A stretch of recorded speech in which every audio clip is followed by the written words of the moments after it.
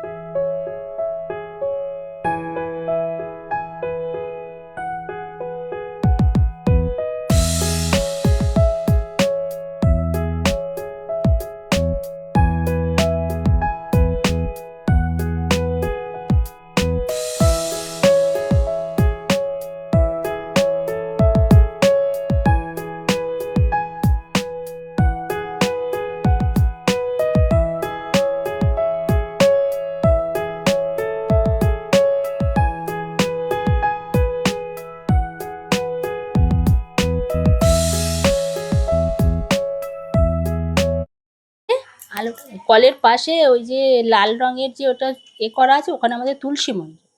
এবারে তুলসী মঞ্চটা প্রত্যেক দিন সকালবেলা মোছা হয়। এবারে আমি ওই জামা কাপড়গুলোকে ভিজিয়ে এবারে তুলসী মঞ্চটাকে মুছছি, নাতা দিয়ে মুছছি।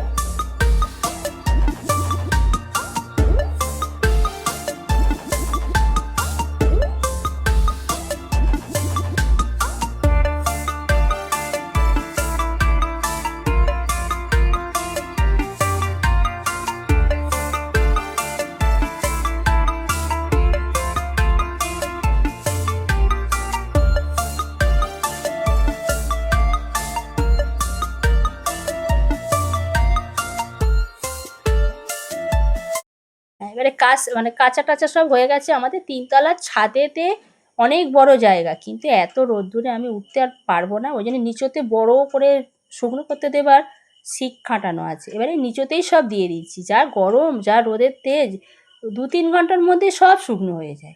ওই জন্য নিচতেই দিচ্ছি। আমার যা সব ওপরে দেয়, ও 3তলায় দেয়, কিন্তু আমি উঠতে পারি না। আমার এমনি হাঁটুর সমস্যা আছে, কোমরের সমস্যা আছে, ওই জন্য আমি যা কিছু সব নিচতেই শুকনো করি।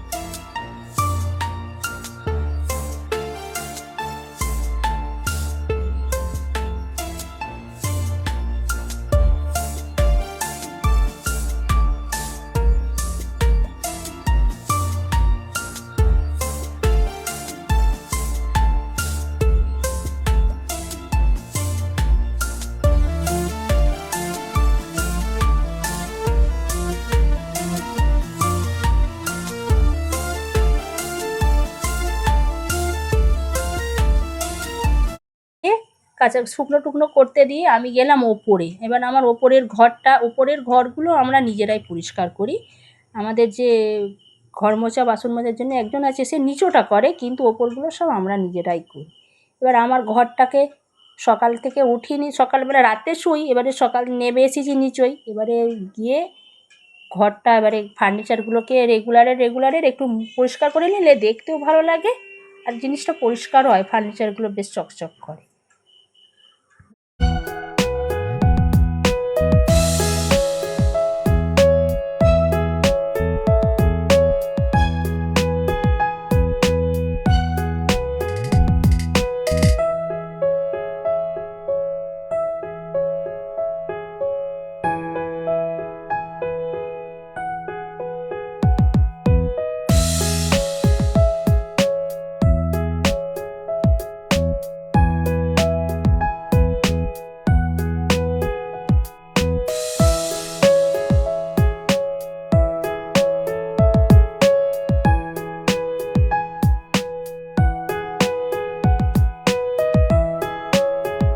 দুপুরের মেনু ছিল কুমড়ো শাক দিয়ে আলু বেগুন দিয়ে তরকারি, পটল আলু দিয়ে কাতলা মাছের ঝোল আর ভাত। সন্ধেবেলা ওই চা মুড়ি একটু হালকা করে টিফিন খেলাম।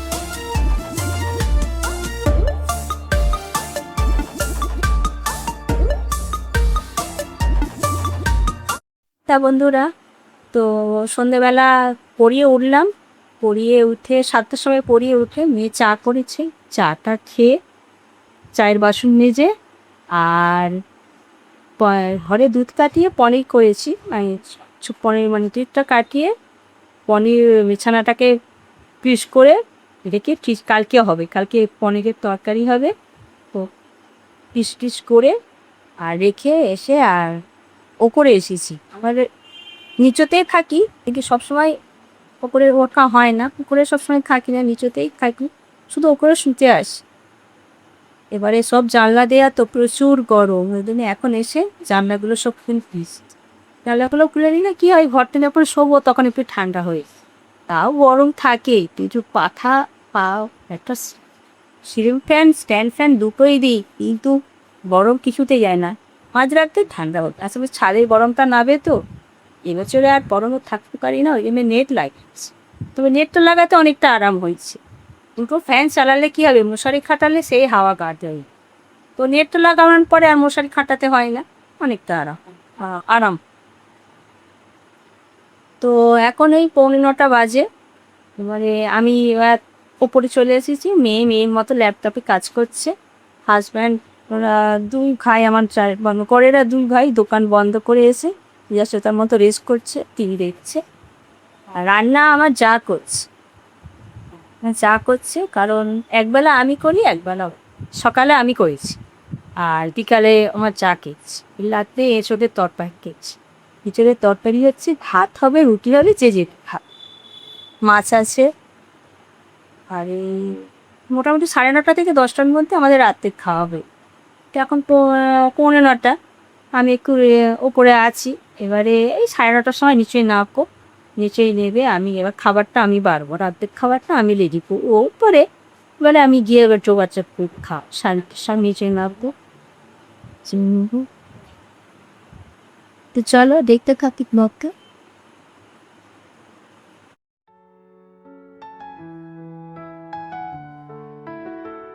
এই ছিল আজকের রাত্রের ডিনার। তো ভিডিওটা যদি ভালো লেগে থাকে তো একটা লাইক, শেয়ার, সাবস্ক্রাইব করতে ভুলো না।